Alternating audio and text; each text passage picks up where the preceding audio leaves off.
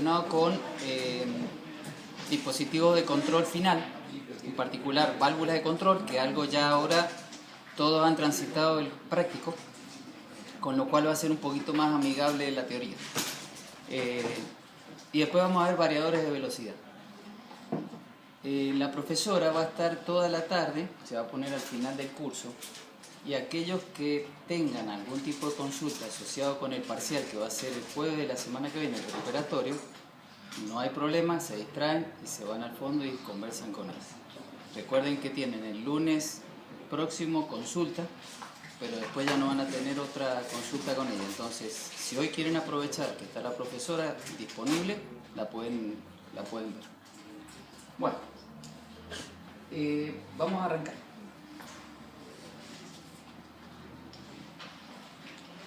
Las válvulas, vamos a...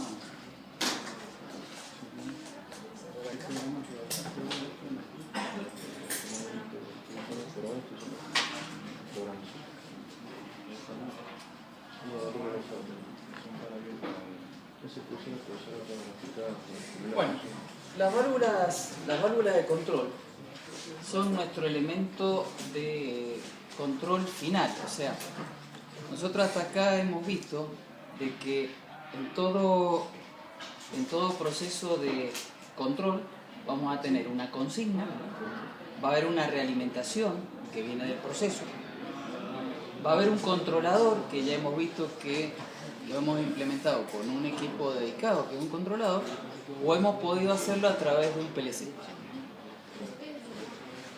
La salida MDT es la que entra a nuestra válvula.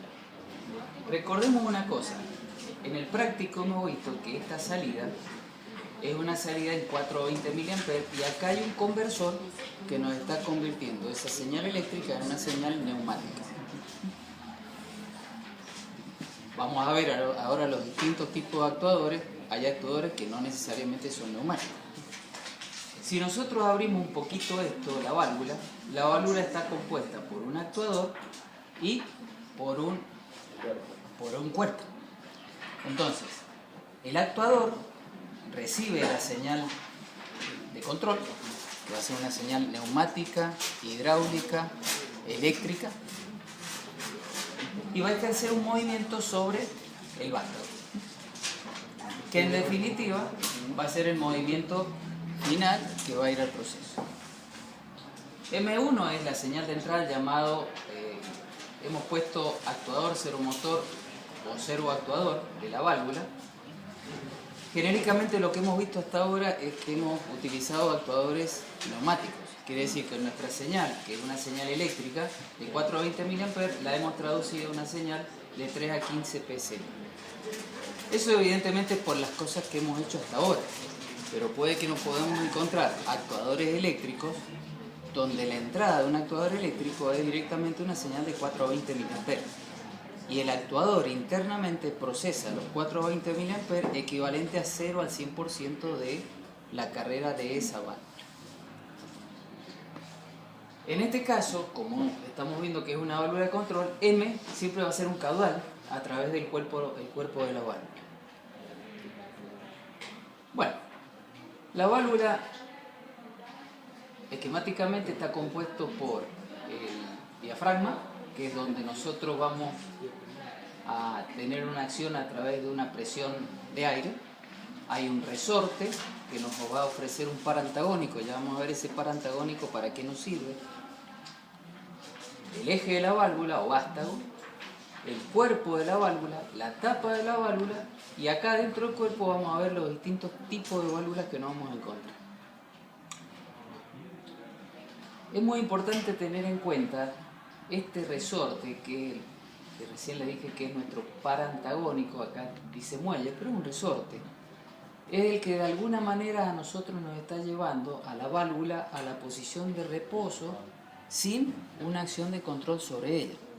O sea, si nosotros cortamos el aire o lo dejamos en 3 PSI, pero hagamos la de máxima, que se nos corta el aire, estamos haciendo un control de un proceso y el aire de control se nos corta. Entonces, hay que tener en cuenta que hay válvulas que son normalmente abiertas, lo vamos a decir en castellano para que, porque es que lo importante es que entiendan cuál es el concepto de seguridad de estas válvulas. Normalmente abiertas, ¿qué significa? Que si no tienen una acción de control sobre ellas, los resortes tienden a abrir la válvula. Ejemplo para utilizar este tipo de válvulas, depende fundamentalmente del proceso. Supónganse que tengan un intercambiador de calor y la válvula controla el vapor que pasa por adentro del intercambiador. Si aguas arriba del intercambiador nosotros tenemos una caldera o tenemos elementos que no pueden disipar la energía de ese vapor, puede que nos convenga ventear el vapor o hacerlo que se escape. Entonces, en ese caso, nuestra válvula de control, cuando tiene una emergencia o perdemos la señal de control, es preferible que quede abierta. Pero también hay válvulas que en reposo están totalmente cerradas. Esto también fundamentalmente va a depender de procesos. Hay procesos donde no podemos dejar que siga fluyendo el fluido, si es un fluido peligroso en este caso, y en tal caso, en ese caso, cuando perdemos la acción de control, automáticamente la válvula, por acción del resorte, cierra. Nosotros en el laboratorio, las dos válvulas que tuvimos posibilidad de trabajar, es donde teníamos el controlador, era una válvula normalmente cerrada, donde el resorte ustedes lo veían visiblemente en el vástago, estaba abrazando el vástago. La otra válvula, la que tiene un posicionador, la que está en el control con un PLC, tiene los resortes arriba. ¿Qué significa? Que no lo ven al resorte, está en el cabezal de la válvula, pero el efecto es exactamente lo mismo. O sea que necesitamos aire para abrirla, mientras que la otra válvula necesitamos aire para cerrarla. Entonces esto es lo que nosotros, ustedes cuando tengan que elegir una válvula en un proceso determinado, tienen que analizar la condición de seguridad en el caso de que pierdan la acción de control. La acción de control hasta se puede llegar a perder porque se les corta el cable de 420 mA o pierden el controlador. Cuando decimos perder el controlador es que o se quema o tiene un efecto eléctrico que deja de funcionar. Entonces su acción de control pasa a mínimo. Normalmente pasa a 4 mA o se queda en 0 mA. Entonces es importante que tengan en cuenta que hay válvulas que obviamente las dos tienen un cuerpo, un resorte, diafragma, un cuerpo, pero esta trabaja normalmente abierta y normalmente cerrada. Bueno, vamos a empezar a ver los actuadores. El más típico que se utiliza son los actuadores a diafragma y resorte, que son los que vimos en la práctica. Básicamente nosotros tenemos una acción de control, que es M1, y M0, la diferencia de esto a nosotros nos da la acción de control sobre la válvula. A es el área del diafragma, y esta es la fuerza que nosotros vamos a ejercer con la presión de aire sobre el diafragma. M sub 0 es la presión de referencia para nosotros, que va a ser 3 psi. Nosotros acuérdense que siempre vamos a trabajar en neumática de 3 a 15 psi. Ahora bien, no solamente tenemos estas fuerzas involucradas cuando vamos a hacer una acción de control sobre este tipo de actuadores. Este tipo de actuadores tiene que compensar fuerzas de inercia. ¿A qué se refieren esas fuerzas de inercia? Nosotros acá tenemos un conjunto de masa resorte. Quiere decir que cuando inyectamos aire por ahí, ya sea para abrir o ya sea para cerrar, esto puede tener un efecto oscilatorio. O sea que es una masa resorte y que tiene un momento de inercia. Entonces, la fuerza de inercia está dada por esta relación, en donde preferentemente se trata de que esa relación sea mayor a 25. ¿Esto para qué? Para cuando ustedes hacen una acción de control, ustedes no puedan percibir que el vástago empieza a subir, a bajar hasta que se queda quietito. Obviamente, ya vamos a ver que si tuviéramos un posicionador, seguramente minimizamos eso. Pero si no tenemos un posicionador, lo que menos pretendemos es que una acción de control que hemos asegurado que tenga un PID que sea no oscilatorio, no tengamos un efecto oscilatorio en el actuador. porque eso es no controlable, no tenemos cómo controlarlo. Hoy en la práctica lo que veíamos con los que preguntaron posicionador, que es al final de lo que veamos de esto, pero si ustedes no tienen un posicionador, cuando dan una señal de control, 15 mA, 10 mA, lo que sea, presumen que la válvula va a quedar en la posición para la cual esos 10 mA son X cantidad de milímetros abiertos o cerrados. Entonces, si la carrera nuestra es de 4 a 20, es el 100%, si lo pongo en 12 mA, que es el 50% de la carrera, es de esperar que el vástago se quede al 50%. Pero no tenemos una realimentación si realmente se quedó al 50%. O sea, fíjense que estamos hablando como que tuviéramos un control realimentado del proceso y quisiéramos tener un control realimentado de la posición de la válvula. Hay muchos procesos que eso sí se hace. O sea, el proceso que con la variable controlada puede ser el caudal, pero tenemos un control accesorio de la posición de la válvula de control. ¿Por qué? Porque nos tenemos que asegurar que la válvula está en esa posición. De hecho, cuando lleguemos al final y veamos el posicionador, es el que nos ayuda justamente que cuando nosotros damos una consigna de dejar la válvula en una posición X, esa posición X sea la que el control quiere que sea. Pero obviamente, tiene que ayudar la válvula con todos estos temitas de fuerza de inercia. Además hay otras fuerzas de fricción. Vamos a ver ahora un par de filminas para adelante que el vástago en la tapa de la válvula tiene lo que se llama una empaquetadura. Esa empaquetadura es la que nos aprieta el vástago contra la tapa y además nos sirve de sello. ¿Por qué nos sirve de sello? Fíjense, cuando veamos... Vamos. Entonces,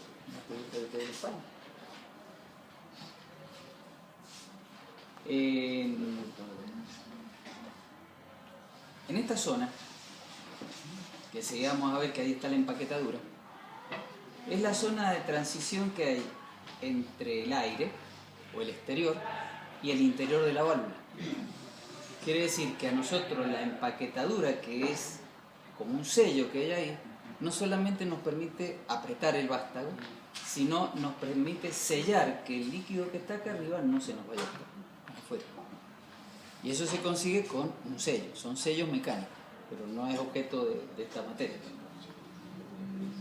Esas son las fuerzas estáticas y es una fricción. Entonces, fíjense, tenemos fuerza de inercia, fuerza de fricción, todo eso lo tenemos que compensar con la presión neumática para el control de la válvula.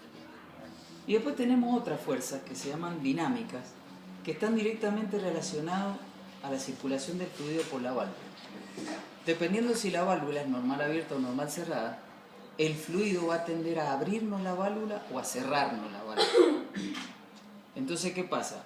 Nuestro actuador no solamente tiene que controlar que la posición del vástago esté en donde nosotros dijimos que tiene que estar, pero además tiene fuerzas antagónicas o no, dependiendo de qué sentido tenga, qué es lo que hace el fluido para con nuestra válvula, que pueden hacer tender que la válvula tienda a cerrarse o tienda a abrirse. Bueno, los tipos de actuadores, recién hablamos un poco del actuador de diafragma, que este básicamente es lo que hemos visto allá. Adicionalmente, ¿qué tiene este? Un mando manual. El mando manual es que el vástago de la válvula sigue de largo por arriba del diafragma, se le pone una manija y nos permite que en el caso de perder la acción de control, nosotros podamos tener la posibilidad de abrirla o cerrarla en forma manual. Entonces, fíjense que tengamos la emergencia de que perdimos la acción de control, quedó abierta en el caso de que sea algo relacionado con vapor, normalizamos la planta, pero antes de operar nuevamente la válvula, la cerramos de una manera segura con un operador.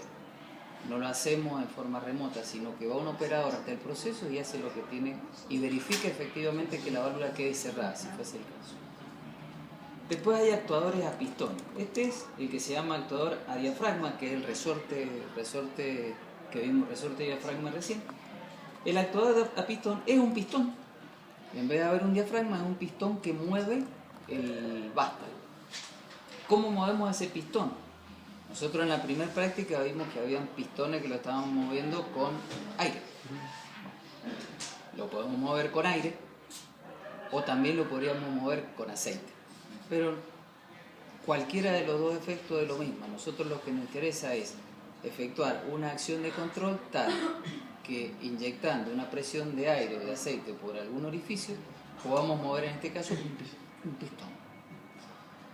Después tenemos el actuador hidráulico. ¿En qué cambia el actuador hidráulico del neumático? El hidráulico tiene una válvula pequeñita neumática que se llama piloto y ese piloto maneja una válvula hidráulica de aceite. Ventajas, desventajas. Podemos manejar grandes pares para apertura y para cierre, o sea, hay un torque o hay un esfuerzo que tenemos que hacer y ese esfuerzo lo tenemos que hacer o con un par neumático o con un par hidráulico. Como no queremos trabajar directamente sobre la hidráulica, podemos trabajar con un piloto de una válvula pequeña neumática, que esa válvula neumática maneje la hidráulica. En la visita que hicieron ustedes el otro día, pudieron ver, hay una válvula justamente que se pilotea con una válvula más pequeñita hidráulica, pero maneja grandes volúmenes de aceite. Entonces, ustedes hacen acción de control sobre una válvula pequeñita con pequeños caudales de aceite. En ese caso esa válvula era el piloto, también era de aceite, y podemos manejar una válvula primaria que es un piloto y una válvula secundaria que es una válvula mucho más grande. Y después los actuadores eléctricos, que básicamente tienen el cuerpo de la válvula, el vástago, y en la punta del vástago hay un motor eléctrico. El motor eléctrico lo que tiene es una transmisión que nos permite traducir un movimiento rotatorio a una leva o a una, imagínense un engranaje de un cuarto, o sea que le cortamos 3/4 del engranaje y nos queda un engranaje de 1/4 de vuelta. Una especie de servomotor, algo así. Son los famosos servomotores, pero en realidad ¿qué hacen? Ustedes tienen un motor,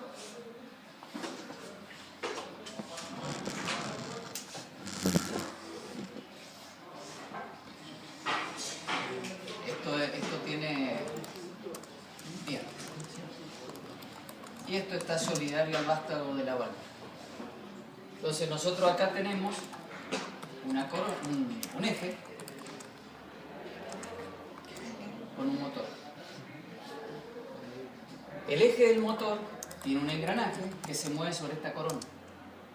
Entonces, moviendo en un sentido o en otro sentido del eje, nosotros hacemos que esto gire 1/4 de vuelta para acá, 1/4 de vuelta para allá.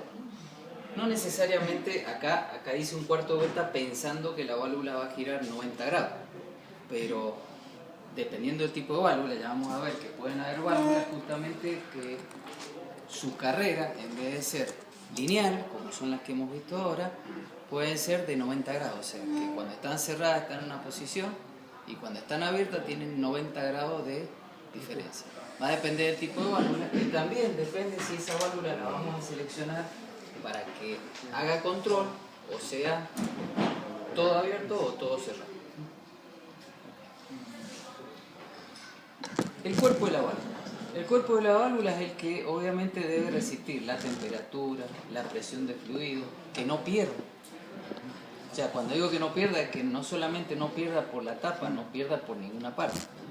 Acuérdense que acá este es el cuerpo de la válvula, el vástago que está acá, y tiene abajo posiblemente tiene una comunicación que sirve porque ha sido construida de alguna manera la válvula, entonces tiene una tapa, no tiene que perder. El cuerpo es el encargado de regular el pasaje del fluido.